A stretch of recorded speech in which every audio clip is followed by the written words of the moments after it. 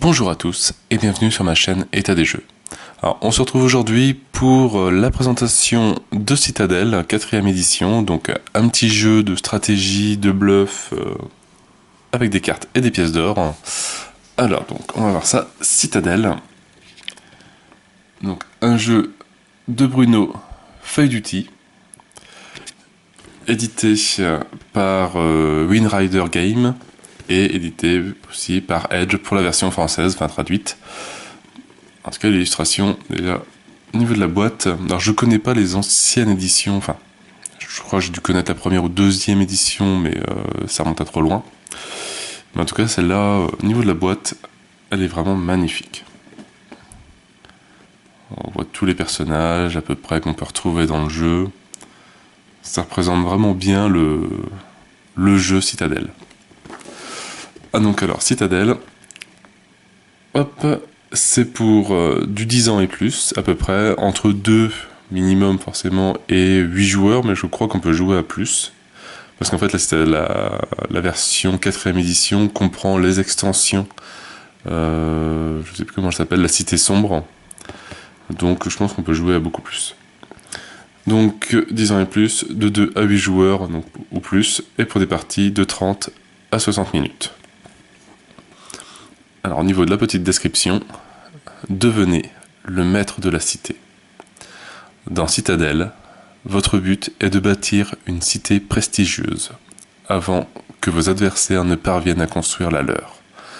Pour développer votre ville et de nouveaux quartiers, il vous faudra bien sûr de l'or, mais aussi le soutien des notables locaux, rois, échevins, cardinals, patriciens ou archivistes, et parfois aussi de la lie de la cité, voleurs, espions, assassins ou sorcières. Donc vraiment de tout. Donc on voit bien donc représentation du jeu avec donc la couronne du premier joueur, les différents personnages qu'on peut avoir, les différents quartiers que l'on peut construire avec toutes les pièces d'or. Donc on va voir ça un peu plus en détail à l'intérieur.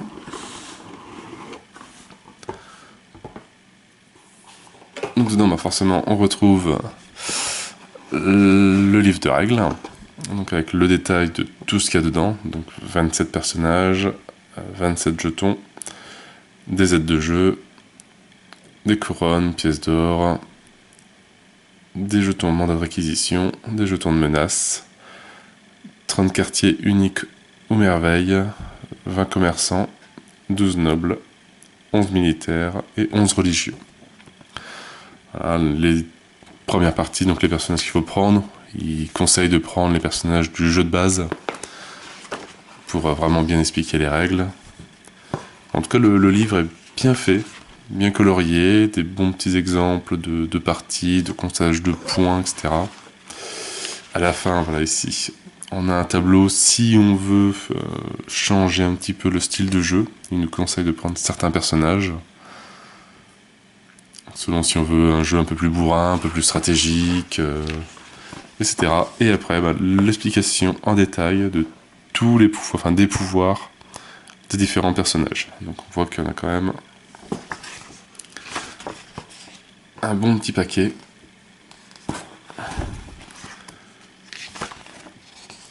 Les précisions sur les merveilles, la postface et les références mises en place du jeu. Alors, on va regarder ça un peu plus. Donc on a les cartes des différents personnages. Donc on y retrouve le roi. En tout cas, graphiquement, les images sont vraiment magnifiques. La magicienne, l'architecte.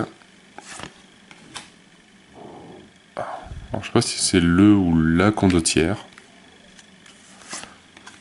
L'évêque, l'assassin, le voleur, la marchande, la sorcière, donc l'échevin, l'espion, la maître chanteuse, sorcier, la voyante, l'empereur, le patricien,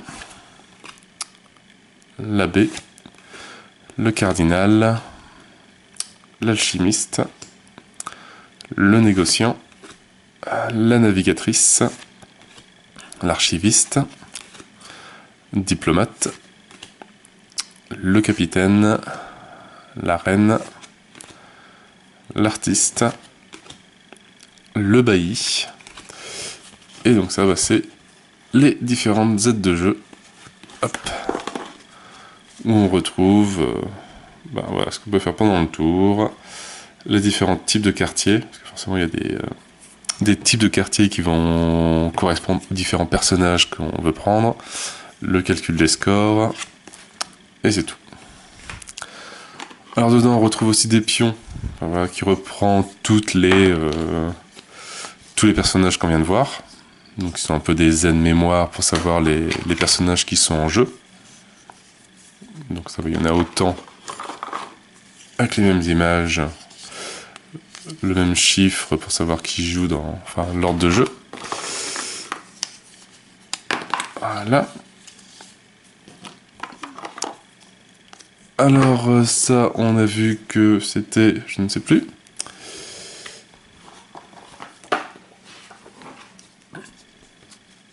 Des mandats de réquisition. Alors ça, je ne sais pas du tout à quoi ça sert pour le moment. Ici, on a les jetons menaces. Pareil, ça c'est, je sais même pas quel personnage peut les utiliser. On passe là-dessus. Là, on a les jetons, les pièces d'or et la couronne du premier joueur. Donc une bien jolie couronne. Vraiment pas mal. Et bon là, je vais pas tous les faire, parce qu'il y en a quand même un bon paquet. C'est tous les quartiers. Donc avec le coût en pièces d'or. Le type, donc ça c'est... je connais pas encore les symboles par cœur. Commerçant. Voilà. Donc voilà, donc on a les shops. La caserne. Donc pareil, les images, toujours aussi jolies. Le donjon. Donc ça c'est une merveille. Qui coûte 3 pièces. Qui a un petit pouvoir. Le marché. La tour de guet. Salle des cartes. Le comptoir. Le temple. Le comptoir encore. La caserne. La taverne. Fontaine au souhait. La prison. Le port, etc., etc. Donc il y en a un bon paquet. Alors il y en a des plus classiques, il y en a des moins classiques. Je crois qu'il y avait un truc au dragon. Tour de guet, forge, port, château, palais, hôtel de ville. Cour des miracles.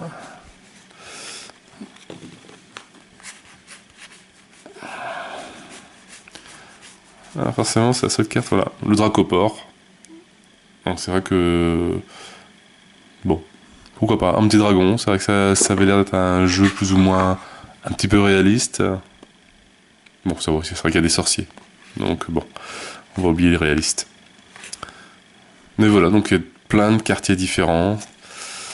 Et donc avec tous des petits pouvoirs différents aussi. Donc il y en a qui coûtent quand même assez 6 pièces d'or pour faire une grande muraille. Etc, etc, etc. Donc il y a quand même pas mal de choses. Pas mal de quartiers. Donc pareil, là c'est avec les... Alors je sais pas s'il y a qu'une extension ou s'il y en a plusieurs. Donc on va déjà essayer de faire un petit tour de jeu, mais juste avec les cartes de base. Donc ça, il faut que je regarde, je pense que ça va être les premières, il me semble, si j'avais un peu trié le jeu. Il doit y avoir les joints, enfin, il doit y avoir au moins ceux-là sûrs. Donc ce que je vais faire, c'est que je vais faire un placement de jeu, et après je vais vous expliquer un petit peu le but du jeu, comment ça fonctionne. Donc je vous dis à tout à l'heure. Alors voilà, la partie pour Citadel est installée. Donc là, j'ai fait un exemple de partie pour 4 joueurs. Voilà, donc on retrouve chacun un tas de cartes. Donc le but de Citadel, être le premier à faire une cité avec 7 quartiers.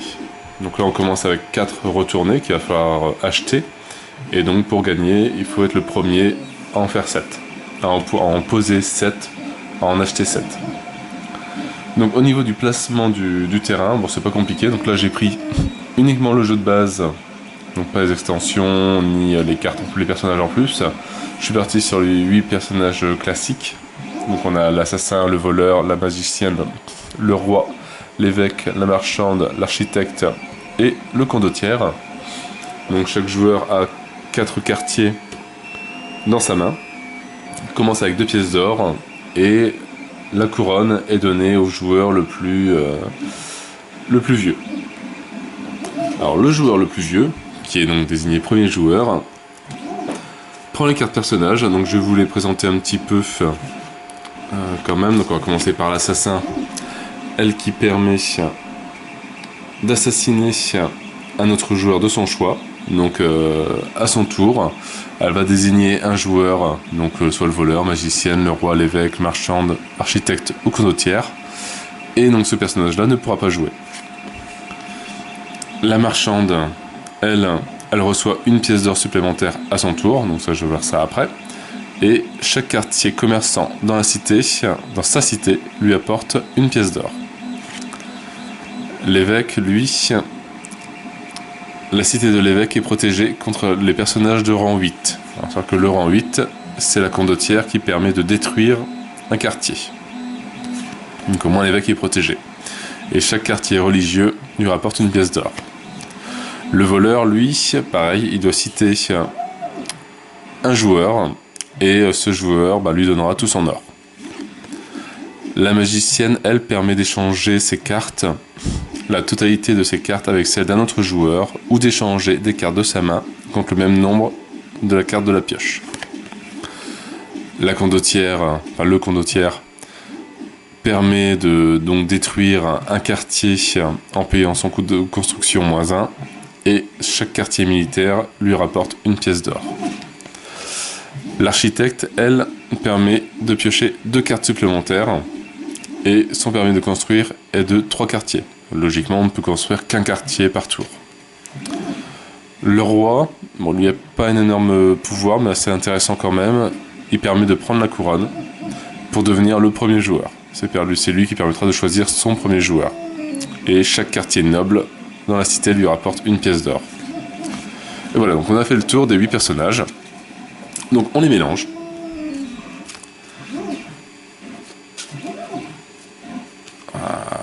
Voilà, hop, on coupe, comme ça on ne sait plus où est-ce qu'ils sont rangés. Et on va défausser alors 2 cartes. Voilà, 2 cartes face visible. Donc on défausse la marchande et on défausse le roi. Et une carte face cachée. Donc ça c'est spécifique vraiment au jeu 4 joueurs. Quand on est à 5, on écarte face visible une carte et face cachée une carte. Quand on est à 6, 0 visible et une carte face cachée. Et quand on est à 7, pareil, après il y a une règle spéciale pour les 7. Et donc après, c'est le joueur qui a la couronne. Et il va pouvoir choisir le joueur qui veut jouer entre ceux qui restent. Donc il a le choix là entre l'évêque, l'assassin, le voleur, la condottière, la magicienne. Donc par exemple, il va prendre le voleur. Il le met face cachée devant lui. Et il passe le tas de cartes sans le montrer aux autres au joueur à sa gauche. Le joueur à sa gauche choisit qui est-ce qu'il veut jouer. Donc par exemple, hop, il va dire qu'il va prendre l'assassin. Le joueur 3, il va jouer l'évêque par exemple. Le joueur 4, il va jouer la magicienne. Et la condottière est mis face cachée sur le tas. Et donc le premier joueur, donc celui qui a la couronne, va appeler par numéro d'ordre, donc numéro qu'on retrouve ici, les différents personnages.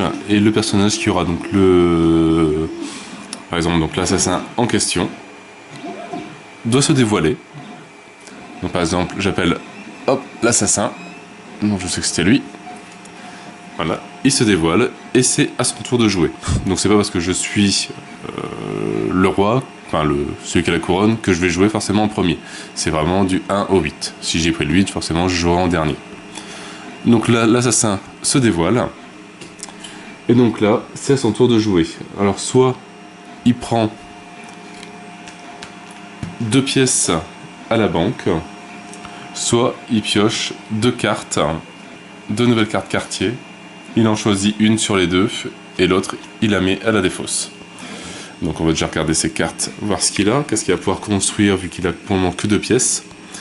Donc il va pouvoir construire un marché, donc un type commerçant, une prison, un type militaire. Là il faut 3 pièces, donc ça je pourrais pas le faire. Un manoir de type donc noble, et une pièce. Pour une pièce, il peut faire une taverne de type commerçant. Donc voilà, donc c'est est-ce qu'on tire une nouvelle carte? Voilà, on va tirer 2 nouvelles cartes. Alors, on tire le palais. On prend un gros bâtiment de 5. Donc un noble. Ouf, la caserne. Guerrière, enfin militaire, pour 3. Donc il décide de garder le palais. La caserne, il la met à la défausse. Et maintenant, donc il peut construire pour 2. Alors soit on fait le marché, prison ou taverne. Ça c'est 3 seules cartes qu'on peut faire. Donc il décide de faire le marché. Donc il le pose devant lui. Et les 2 pièces, il les défausse. Et maintenant, donc, on a le pouvoir de son personnage. Donc, hop, l'assassin peut tuer un personnage de son choix. Celui-ci ne jouera pas ce tour-ci. Et donc là, on va choisir entre le voleur donc du 2 jusqu'au 8. Qui est-ce qu'on veut tuer, enfin, qui ne jouera pas ce tour-ci. Donc, on va dire, par exemple, hop, la marchande. Donc voilà, le tour du joueur 1 est terminé. Donc on appelle le voleur. Hop, le voleur, c'est moi. Donc pareil, alors mes cartes.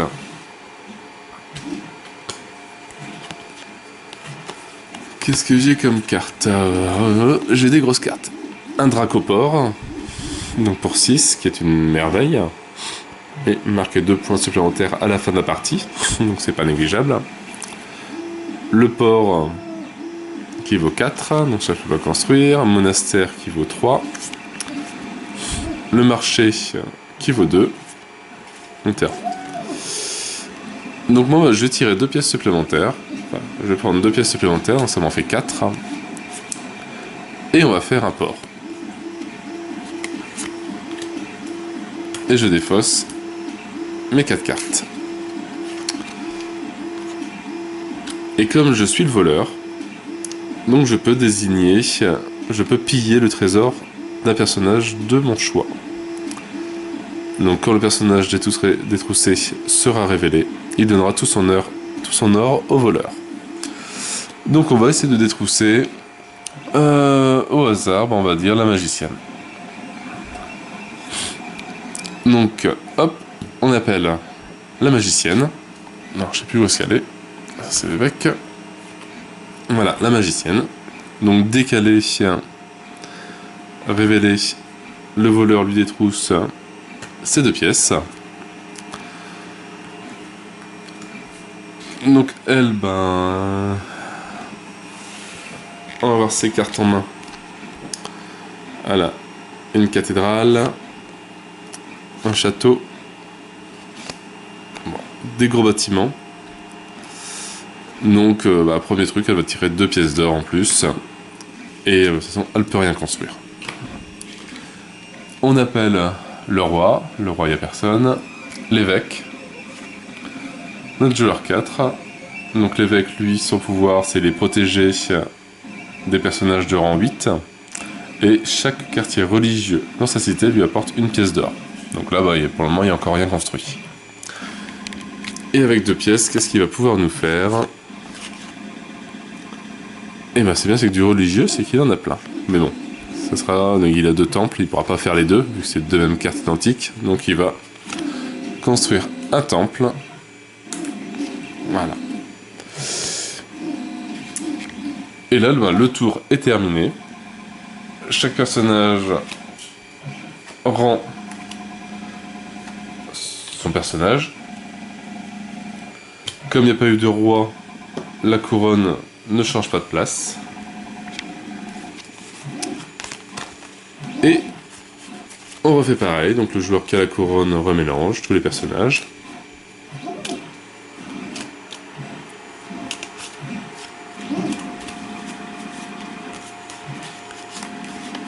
Voilà. Il en écarte deux, donc on défausse l'architecte et l'assassin, plus une face cachée.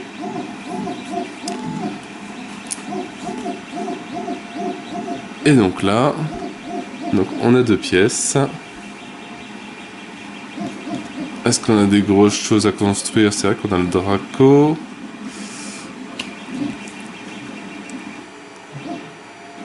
Donc on va essayer de prendre le voleur. L'autre joueur, donc le joueur 2, on lui passe ça. Lui va prendre le roi parce qu'il aimerait bien jouer en premier, pouvoir choisir. Le joueur 3, il va prendre la condottière. Et le joueur 4, il va prendre la marchande. Et donc la magicienne, on la remet face cachée à l'envers. Et donc pareil, donc c'est toujours le joueur qui a la couronne qui choisit. Il appelle l'assassin. Il ne me semble pas qu'il est l'assassin. Le voleur. Donc voilà, donc lui il s'appelle. Il peut piller le trésor du personnage de son choix. Donc 2, mais il va reprendre 2 pièces. Et il va essayer de piller... Hop, la marchande. Parce que la marchande, elle, récupère des pièces tout de suite au cas où, ça peut servir. Donc là, on appelle la magicienne. Alors, je sais plus qui c'est. C'est le roi.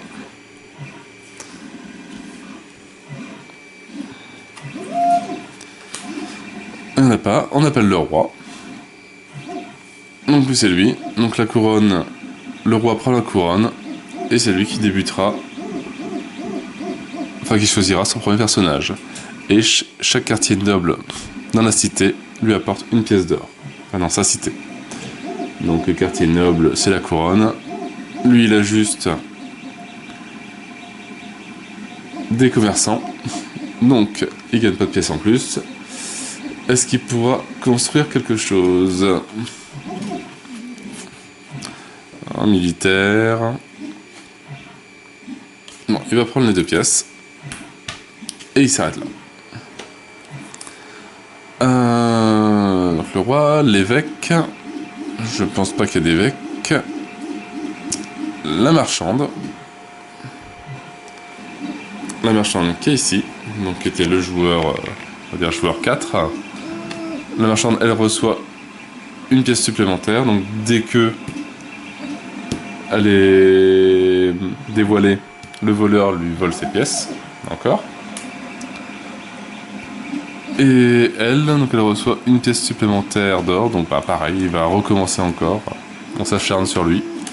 Il va reprendre 3 pièces. Alors, est-ce qu'il peut construire avec 3 pièces pour essayer de les sauver?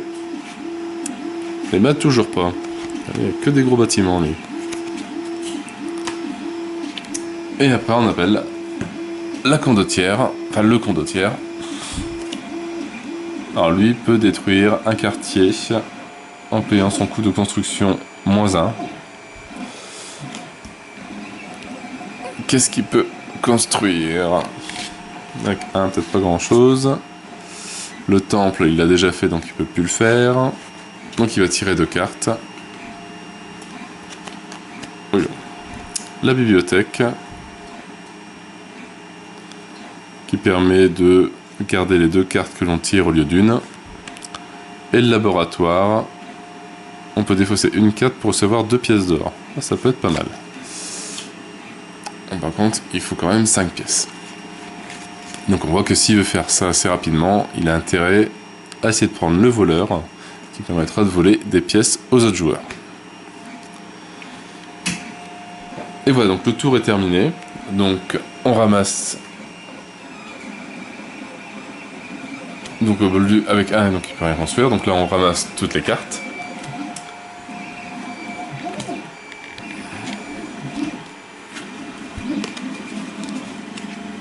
Et donc c'est maintenant, c'est au joueur qui a la couronne. Donc joueur qui est hop, ici, qui mélange.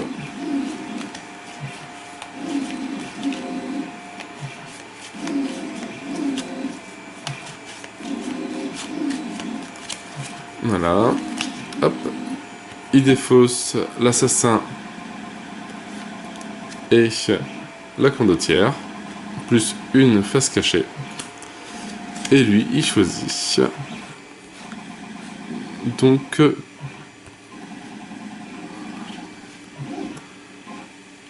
hop, il va prendre l'architecte. Lui, il va prendre le voleur. Le troisième joueur, enfin celui qui est sur la droite, il va prendre le roi. Et lui, il va prendre l'évêque et la magicienne et défausser. Et donc après, donc c'est toujours lui, celui qui a la couronne, qui appelle l'assassin, on a vu qu'il était dans la défausse, le voleur, alors, je ne sais plus où est-ce qu'il est, il est là. Donc lui qui va piocher directement 2 pièces, et il espère pouvoir voler les 6 pièces qui sont à lui, en espérant de deviner le personnage qu'il a. Donc, je sais plus lequel c'est. On va dire au hasard, hop, la marchande. Donc le voleur c'est fait, la magicienne.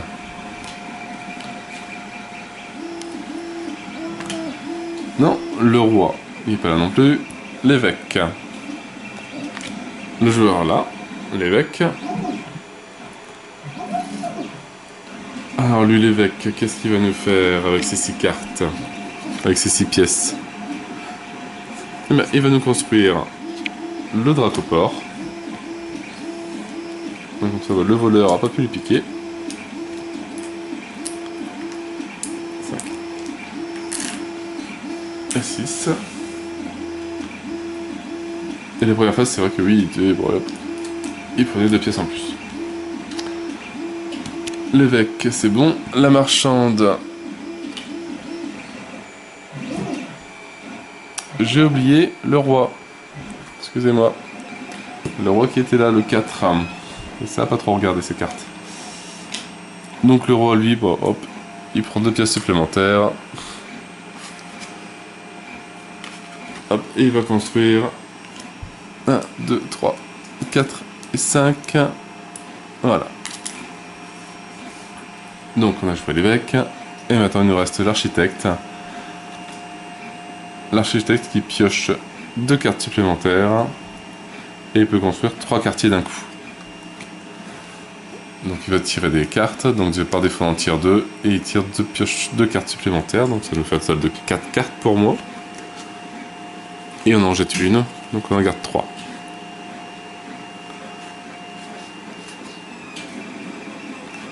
Alors je sais pas, c'est l'architecte pioche 2 cartes supplémentaires, mais est-ce qu'on en garde toujours une? Est-ce qu'on en jette 3? Bah ça je ne sais pas. Si, alors j'essaie de lire vite fait... 7. Bon, il n'y a rien de plus dans le livre. Donc on va garder les 3.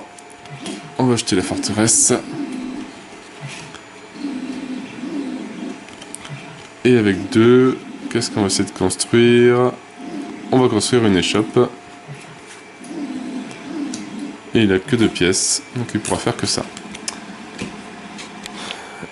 Et puis voilà, donc encore un tour de terminé. Donc le roi récupère hop, sa couronne. Donc maintenant c'est lui le premier joueur, enfin c'est le premier joueur qui va décider du personnage qu'il veut jouer. Et ainsi de suite, jusqu'à qu'on arrive à 7 quartiers. Et après, donc, le compte des points se fait... Alors, je ne sais plus. Hop, là, il y a un super exemple. Donc, en fait, on prend chaque coup de quartier. Donc, par exemple, ici, bon, j'en ai pas encore 7, mais par exemple, déjà, lui, il me rapporte 1, 2, 3, 4, 5, 6, 7, 8, 9, 10. J'ai déjà 10 points de victoire. Si je suis le premier à faire à compléter ma cité, donc avoir les 7, avoir 7 cartes, je gagne 4 points supplémentaires. Si j'ai un quartier de chaque type, de 5 types différents, je gagne 3 points supplémentaires. Et après, il y a les points pour les cartes. Celle-là, par exemple, le Dracoport me ramène 2 points de victoire supplémentaires à la fin de la partie. Et c'est celui qui a le plus grand nombre qui gagne. Donc voilà pour une explication assez rapide et succincte des règles de Citadel. Un bon petit jeu de cartes, un peu vraiment de bluff, de stratégie, sans savoir quel personnage est encore disponible ou pas, ce qu'a chacun. Et après, avec toutes les variantes, toutes les configurations, si on veut, voilà, émissaire illustre, plutôt tranquille, peu agressive, avec de nombreux moyens de se protéger et de se procurer des ressources. Hop, on prend cette configuration-là. Ou dignitaire sournois, oligarque tenace, noble retors. Là, avec les coups, tous les coups sont permis, assez violents. Des aristocrates ambitieux, intrigants subtils. Donc il y a quand même pas mal de coups, ou sinon, de configurations différentes, ou sinon on mélange tout et on prend plus ou moins au hasard. Mais là au moins c'est bien, je pense que c'est bien réparti. Donc voilà, moi c'est une petite explication de partie vite fait des règles de Citadel. Vraiment un bon petit jeu, bien sympa et super bien dessiné. Le graphisme est vraiment magnifique. Donc sur ce, moi je n'ai plus qu'à vous souhaiter une bonne journée, une bonne soirée. N'hésitez pas à liker, à commenter et à vous abonner à la chaîne. Et moi je vous dis à bientôt pour une nouvelle vidéo. Ciao ciao.